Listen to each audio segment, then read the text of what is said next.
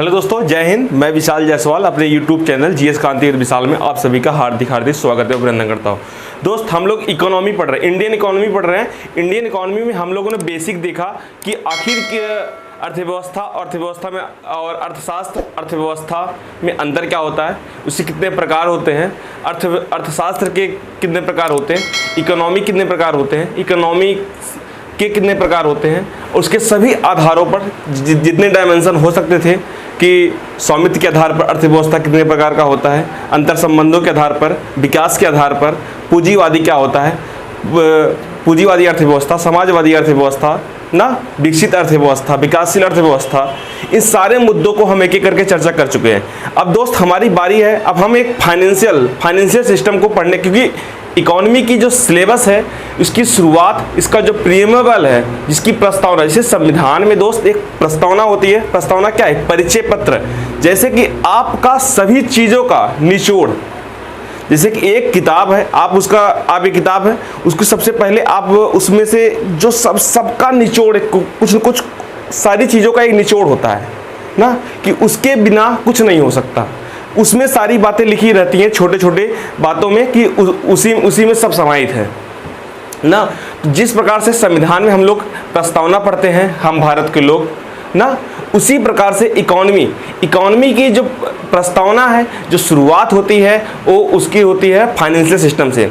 Financial system हमें पढ़ना है। अब फाइनेंशियल सिस्टम को पढ़ने से पहले, बैंकिंग सेवा को पढ़ने से पहले, हमें उसके भी कुछ बेसिक पार्ट होते हैं कि आखिर वित्त होता क्या है, फाइनेंस होता क्या है, इसकी फाइनेंस सेवाएं क्या होती हैं, इसका महत्व क्या है, इसके इम्पोर्टेंस क्या है ना, और किस प्रकार से आय व्यय का चक्रीय क्रम चलता है, और किस प्रकार से ये चक्रीय क्रम पूरे इकोनॉमी को अपने अंडर कवर में लेता है, और किस प्रकार से ये पूरे हर तरीके से सभी क्षेत्रों को ये महत्वपूर्ण पहुंचाता है।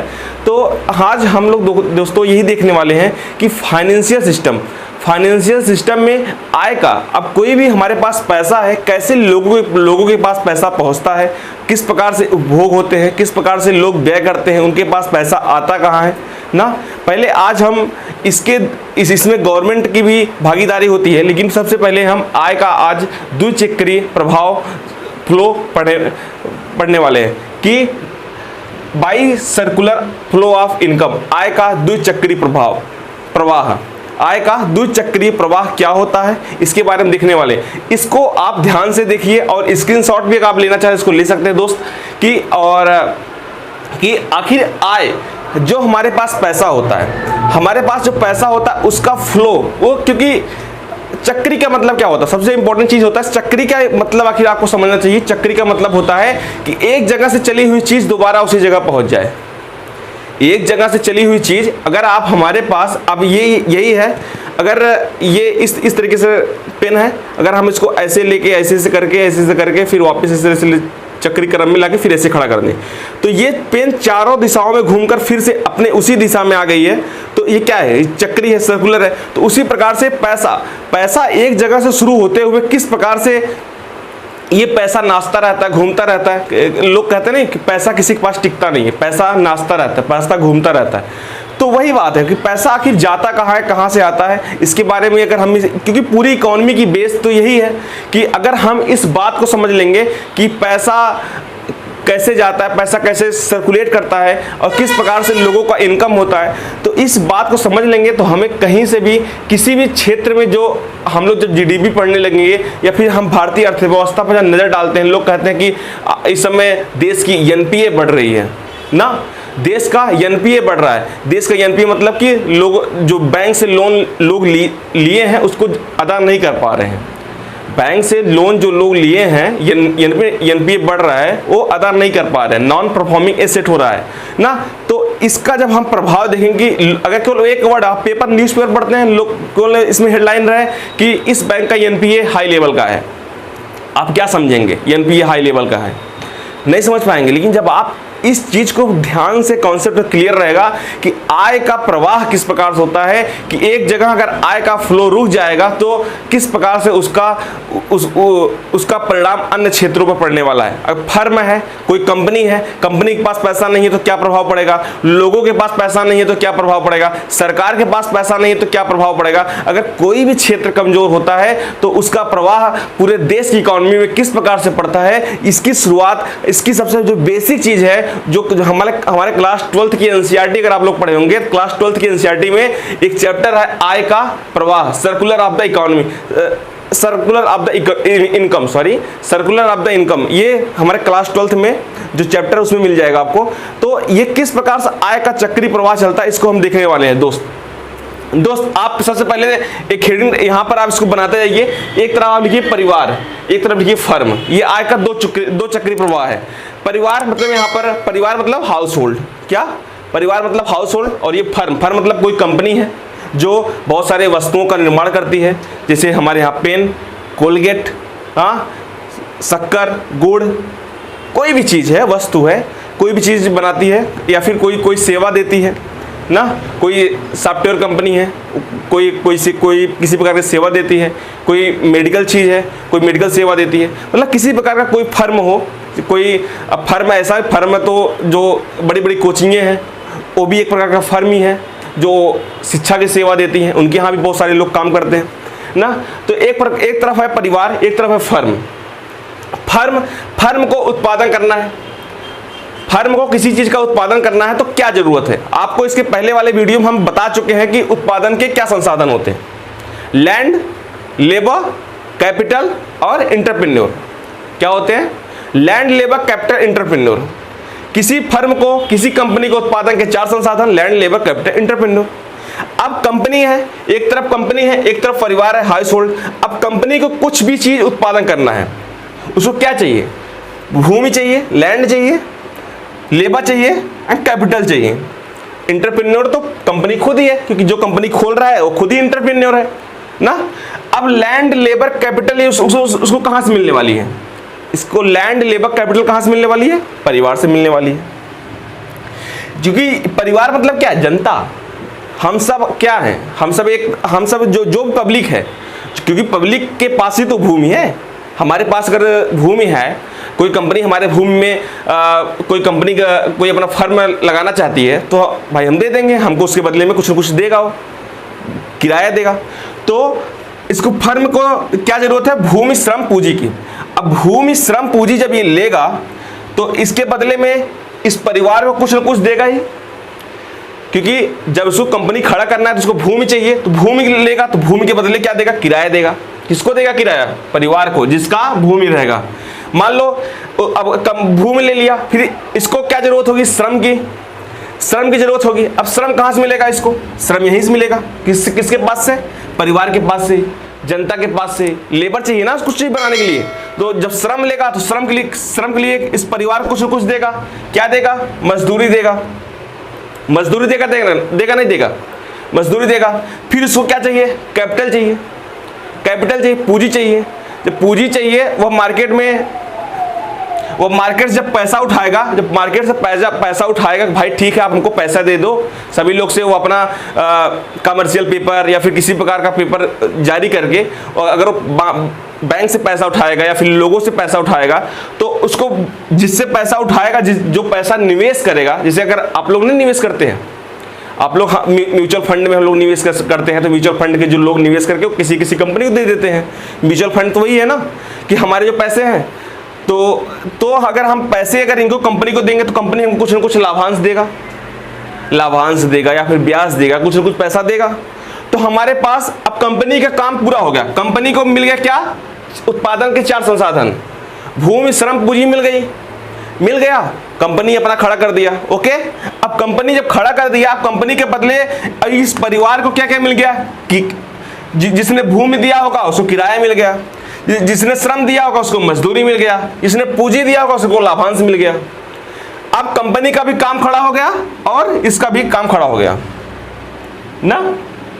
अब कंपनी का भी काम खड़ा हो गया, कंपनी को भी, और उसके बदले इसका भी, परिवार को भी किराया, मजदूरी, लाभांश, पैसा मिल गया। दोनों लोग अपने अपने चीजें खड़े हो गए। अब सोचो कि अब ये पैसा कैसे सर्कुलर करेगा। अब जब कंपनी खड़ी हो गई, कंपनी कुछ न कुछ बनाएगी, कंपनी कुछ न कुछ तो बनाएगी। मान लो पेन की कंपनी है तो पेन बनाएगी। अब वो जब पेन बनाएगी कंपनी, जब वो कंपनी पेन बनाएगी तो पेन क्या करेगी, अपने घर पे अपने बच्चों को थोड़ी नसीब पढ़ाएगी कि उस सारे पेन अपने बच्चों को दे देगी। भाई वो मार्केट में सेल करेगी, जाहिर सा बात है कंपनी मार्केट में सेल करेगी, क्योंकि उसने कंपनी गाड़ी है, फर्म बनाया इसीलिए कि वह उसको सेल करे और फायदा पाए, लाभांश कमाए। ओके, तो अब कंपनी क्या करेगी, अब कंपनी इसको बेचेगी। किसको बेचेगी? इसी परिवार को बेचेगी, इसी जनता को बेचेगी, इसी 130 करोड़ जनता जो है भारत की, 130 करोड़ जो जनसंख्या है भारत की, इसी को दे देगी। इसी 130 करोड़ जनसंख्या में से किसी से भूमि श्रम पूंजी लेगी, और इसी 130 करोड़ जनसंख्या में किसी को किराया, मजदूरी, लाभांश देगी, और इसी 130 करोड़ जनसंख्या में अपने वस्तुओं को, अपने सेवाओं को, जिसको वह बनाए रहेगी, उसको बेचेगी, सेल करेगी। समझ रहे हो? अब इसके पास तो पैसा है, पैसा कहां से पाया? यही किराया, मजदूरी, लाभांश से। अब इसी पैसे से यह वस्तु और सेवा को खरीदेगा, इसी पैसे से यह वस्तु और सेवा को खरीदेगा। जब यह वस्तु और सेवा को खरीदेगा तो इसके पास वापस पैसे आएगा, इसके पास वापस पैसा आएगा, नहीं आएगा? इसको एक तरफ यह पैसा दिया था किराया, मजदूरी, लाभांश, दूसरी तरफ यह अपने वस्तुओं और सेवाओं को बेचेगा, दोबारा इसके पास फिर से पैसा देगा, ये परिवार फिर से उपभोग करेगा, व्यय करेगा, परिवार वस्तुओं और सेवाओं के लिए पुनः व्यय करेगा, और पैसा फर्मों के पास आ जाएगा। समझ रहे हैं? समझ रहे हैं? जब यहां से पैसा इसको मिला, परिवार को, ओके, अब परिवार क्या किया, इन्हीं जो फर्म खड़ी हुई है इसी से सामान खरीदेगा, फिर से पैसा दे देगा, किसको? कंपनी को। अब कंपनी के पास फिर से पैसा आ जाएगा। अब यही पैसा अब अगले महीने फिर से परिवार को देगा। किसके लिए? एक किराया देगा, मजदूरी देगा, लाभांश देगा, फिर किराया, मजदूरी, लाभांश देगा, फिर ये वस्तु सेवा खरीदेगा, फिर ऐसा चक्रक्रम चलता रहेगा। चल रहा नहीं चल रहा है?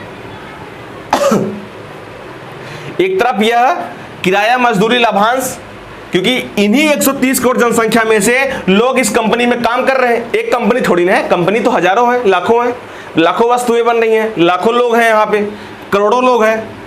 तो अब इसी कंपनी में लोग काम कर रहे हैं, इसी कंपनी से पैसा कमा रहे हैं, और यही कंपनी इन लोगों से काम करवा रही है, इन लोगों से पैसा दे रही है, फिर यही लोग इस चीजों को खरीद रहे हैं, फिर यही चीज खरीद रहे हैं, व्यय कर रहे हैं। तो इस प्रकार से आप देखेंगे किस प्रकार से वस्तुओं का और सेवाओं का आय व्यय हो रहा है, और एक तरफ से यहाँ पर लेन देन हो रहा है कि एक तरफ उनको ये उत्पादन के 4 संसाधन की पूर्ति इन्हीं 130 करोड़ जनसंख्याओं से हो रही है, फिर उसके बदले में किराया, मजदूरी और लाभांश भी दिया जा रहा है ना।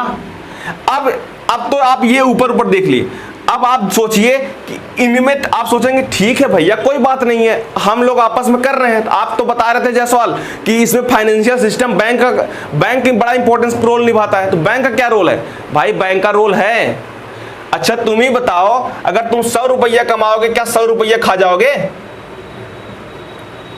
बताओ, अगर तुम्हें 100 रुपये इनकम हो रहा है तो 100 रुपये खाओगे तो है ही नहीं, कुछ न कुछ तो सेविंग करोगे अपने इंश्योरेंस के लिए, अपने लाइफ के लिए, अपने बच्चों के लिए, कहीं ना कहीं तो सेविंग करोगे। तो सेविंग करोगे, उस सेविंग को अपने तकिए के नीचे थोड़ी रखोगे भाई। सेविंग करोगे उसको कहाँ रखोगे? तकिए के नीचे रखोगे तो कोई फायदा थोड़ी मिलेगा। तकिए के नीचे रखा पैसा कभी बचता नहीं है। अगर आप तकिए के नीचे पैसा रखे हैं, अगर आप की कोई गलत आदत है, कोई आप अगर मान लो आप शराब पीने के आदी हैं, तो आप भूल जाइए उस तकिए के नीचे पैसा रखे से आप शराब नहीं पिएंगे। आप ऐसा हो ही नहीं सकता। पैसा रखा है, छोड़ो यार, चलो कल से बचा लेंगे, परसों से बचा लेंगे, आपके दिमाग में ऐसी बातें आती रहेंगी बार बार। लेकिन अगर यही पैसा आप किसी सुरक्षित जगह पर रख दे जहां पर आपको तत्काल पैसे ना मिल सके, आपको आधी रात जरूरत पड़े 12 बजे, तो 12 बजे दारू पीने के लिए बैंक खोल के पैसा तो देगा नहीं। तो जब ये 100 रुपया इनके पास इनकम होता है लैंड लेबर कैपिटल से, तो ये क्या करेंगे? 100 रुपया में ये पूरा वस्तु और सेवा का खरीद थोड़ी कर लेंगे, पूरा नहीं खा लेंगे, कुछ न कुछ तो बचाएंगे। मान लो 100 रुपया है, 100 रुपया में इन्होंने 80 रुपया खर्चा कर दिया, 80 रुपया इसने वस्तु और सेवा के रूप में खर्चा कर दिया, 20 रुपया इनके पास बच गया। अब ये 20 रुपया क्या करेंगे, किसी फाइनेंशियल इंस्टीट्यूशन में निवेश कर देंगे। कहां पर? किसी फाइनेंशियल इंस्टीट्यूशन में, किसी वित्तीय संस्था में, किसी बैंक में, किसी इंश्योरेंस में, किसी शेयर मार्केट में, किसी म्यूचुअल फंड में निवेश कर देंगे। कहां निवेश कर देंगे? किसी फाइनेंशियल में। अपनी सेविंग को ये निवेश कर देंगे। ओके, अब ये कंपनी है, अब इस कंपनी को भी तो लाभ होगा। ये कंपनी अगर बना रही है कोई चीज, ये भी तो लाभ के लिए बना रही है, इसके पास भी सेविंग होगी, बचेगी, तो ये भी क्या करेगा, ये अपने लाभ को इसमें, इस बैंक में जमा कर देगा। फर्म में भी लाभ होगा, ये जमा कर देगा, परिवार के पास जो सेविंग होगी वो भी जमा कर देगा। अब इन दोनों के बचत से जो फाइनेंशियल इंस्टीट्यूशन में पैसा आया है, आगे जब हम बताएंगे कि आखिर वित्तीय बाजार क्या होता है। वित्तीय बाजार का सीधा सा मतलब होता है दोस्त कि अधिक से कम की ओर पैसे का प्रवाह। वित्तीय बाजार का मतलब, फाइनेंशियल मार्केट का सीधा सा मतलब होता है अधिक से कम की ओर पैसे का प्रवाह। मतलब जिसके पास ज्यादा पैसा है, जिसके पास, वह कम पैसे वाले जरूरतमंद लोगों को पैसे का प्रवाह करेगा, उसके बदले में उसको ब्याज मिलेगा ना। वित्तीय बाजार का मतलब सीधा सा होता है। अब इसके पास, इस फाइनेंशियल इंस्टीट्यूशन के पास जो पैसा आया है, इसी पैसे से जो भी फर्म, जो भी नई कंपनियां जो अपने आप को खड़ा करना चाहती हैं, नई कंपनियां खोलना चाहती हैं, उसके बदले में ये ऋण देगा। कौन देगा? ऋण। ये फाइनेंशियल इंस्टीट्यूशन उनको ऋण देगा। इनको भी कभी जरूरत पड़ जाती है, परिवार है, परिवार को भी बहुत सारे क्षेत्रों में यह हो सकता है, इन्हीं परिवारों में से तो कोई न कहीं होगा, 130 करोड़ जनसंख्या में तो कोई होगा जो चाहेगा कि हम एक फर्म खोलें, एक अपनी नई कंपनी गाड़ें, अपना स्वयं का रोजगार करें, स्वयं बेरोजगार घूमने से बढ़िया है स्वयं का रोजगार करें।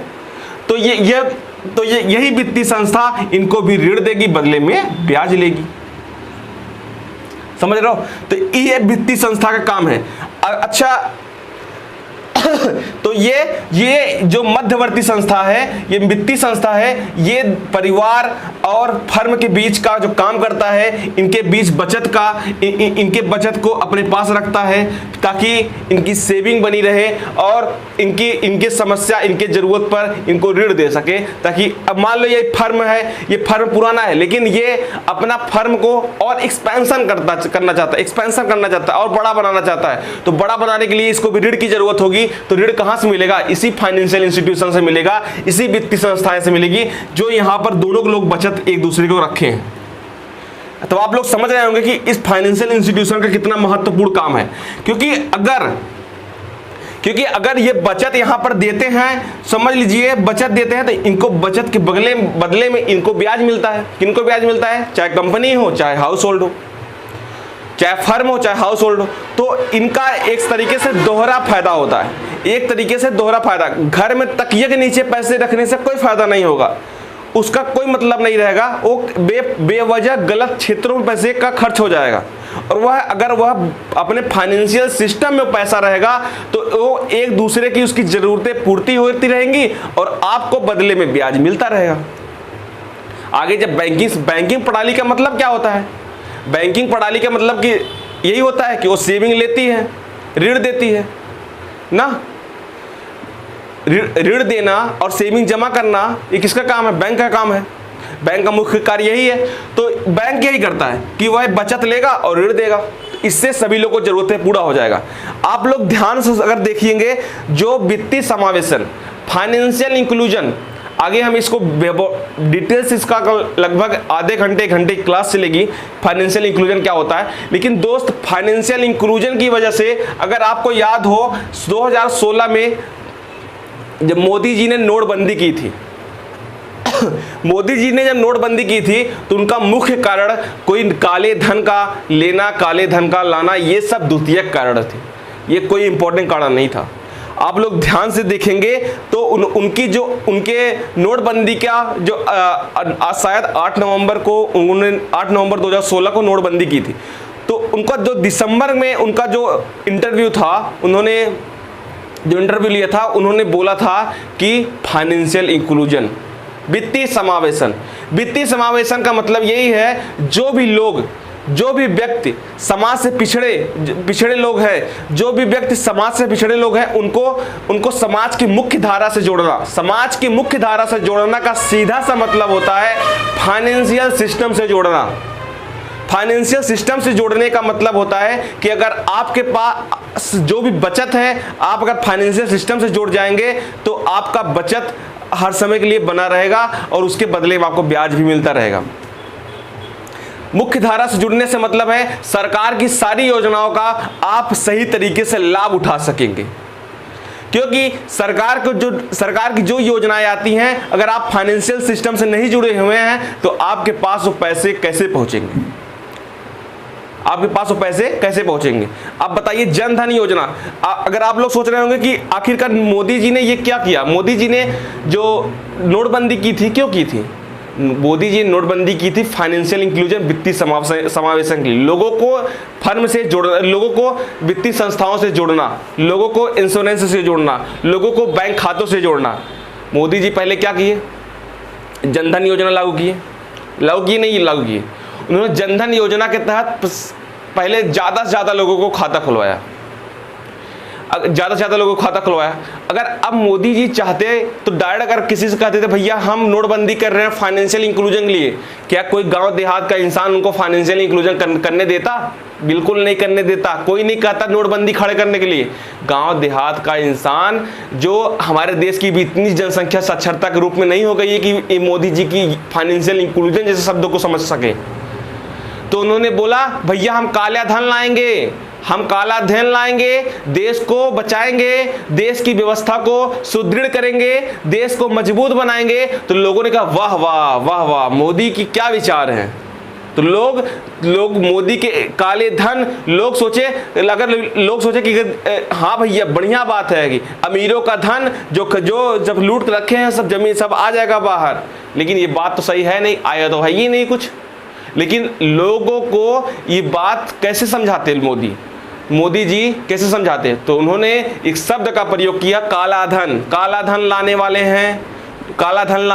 लोग सोचे काला धन आएगा तो लोग आराम से मोदी जी के फाइनेंशियल इंक्लूजन के जो इस उनका योजना था ये नोटबंदी का, उसको आराम से लोगों ने खुशी सफल बनाया और लंबी लाइनें खड़ा करके कोई बिना किसी शिकायत के मोदी जी का साथ दिया। लेकिन इस नोटबंदी से लोग कहते हैं बहुत सारे नुकसान हुए, कोई फायदा नहीं हुआ। आरबीआई का रिपोर्ट भी बताता है कि 99.9% नोट तो वापस हो गए, बदल लिए गए। जब 99.9% नोट वापस बदल लिए गए तो काले धन मतलब 0.1%, मात्र 0.1% के लिए इतना सारा देश का तमाशा हुआ, इतने सारे समस्याएं हुई, लोग लाइनें में खड़े रहे, नोटबंदी हुई और कितने सारे कागज और उनका कितना सिस्टम से पूरा जो था कितना सारा नुकसान हुआ। लेकिन इसका सबसे बड़ा फायदा जो मोदी जी की मेन मंशा थी, जो उनकी मुख्य मंशा थी, वो तो पूरी हो गई। वो क्या थी? फाइनेंशियल इंक्लूजन, वित्तीय समावेशन। क्योंकि जो व्यक्ति मुख्य धारा से नहीं जुड़ा हुआ है, जो व्यक्ति के पास पैसा है लेकिन वह बैंकिंग सेवाओं से नहीं जुड़ा हुआ है, वह अपने बैंक के वो अपने पैसे को बदल नहीं सकता। अपने पैसे को कैसे बदलता? उसके पास पैसे थे, रखा है, तकिए के नीचे चुरा के रखा है, तो पैसा कैसे बदलेगा? पैसा नहीं बदल पाएगा। तो उसको क्या करना पड़ेगा? पहले बैंक में खाता खुलवाना पड़ेगा। इसके पहले अगर कोई समझ पाया तो मोदी जनधन खाता इसीलिए खुलवा रहे थे कि भैया सब लोग खाता खुला रहेगा, कोई दिक्कत नहीं हो। लेकिन कहीं ना कहीं जनधन खाता ही इस नोटबंदी के फेलियर का कारण भी बन गया कि ना। तो अगर लोगों के पास पैसा है तो लोग हर कीमत पर फाइनेंशियल इंक्लूजन करेंगे, हर कीमत पर लोग अपने बैंक से खाता जुड़वाएंगे। जब लोग बैंक से जुड़ जाएंगे, लोग अपने पैसे को बैंक में जमा करने लगेंगे, तो बैंकिंग संस्थाएं मजबूत होंगी, वह लोगों को ऋण देंगी, लोगों को जो जिस हिसाब से जरूरत होगी, अलग अलग कंपनियां होगी। जो आज बेरोजगारी का संकट इतना गहरा हुआ है, अगर लोगों को सेविंग रहेगी, एनपीए कम रहेगा और कंपनियां स्वयं लोग स्वयं रोजगार करेंगे, स्वयं व्यवस्था करेंगे, तो किसी से रोजगार मांगने की जरूरत नहीं होगी। हाँ, ये बात सिर्फ कहने की है, ये उतना व्यवहारिक रूप से लागू नहीं हो पाया है, पूरा नहीं हो पाया है। आज ही बेरोजगारी की दर जो है भारत में उच्च स्तर पर बनी हुई है, इसमें कोई दो राय नहीं है। लेकिन फाइनेंशियल इंक्लूजन एक वित्तीय किसी देश की अर्थव्यवस्था को इंप्रूव करने के लिए, बढ़ाने के लिए एक पैनसिया है, रामबाण है। समझ लेना ना आप। तो दोस्त, इस अभी तक हम लोग जो देखा कि bi circular flow of the income, आय का द्विचक्रीय प्रवाह। अब इसके हम नेक्स्ट वीडियो में देखेंगे आय का त्रिचक्रीय प्रवाह क्या होता है, 3 डायमेंशनल फ्लो द इनकम देखेंगे, try circular flow the of income देखेंगे, आय का त्रिचक्रीय प्रवाह। इसमें हम सरकार को भी जोड़ेंगे कि सरकार किस प्रकार से वस्तुओं और सेवाओं को खरीदता है, व्यय करता है, टैक्स लेता है और उस पैसे को जन कल्याण में प्रयोग करता है। इसके बारे में हम आगे बहुत बेहतरीन तरीके से देखने वाले हैं। That's all, thank you very much. बस आपसे एक ही रिक्वेस्ट है, वीडियो को लाइक करें, सब्सक्राइब करें, बेल आइकन का बटन दबाएं, ताकि हमें हमारे द्वारा पढ़ाया गया वीडियो और कोई भी चैप्टर आपके पास जल्द से जल्द उसका नोटिफिकेशन पहुंचे। That's all, thank you.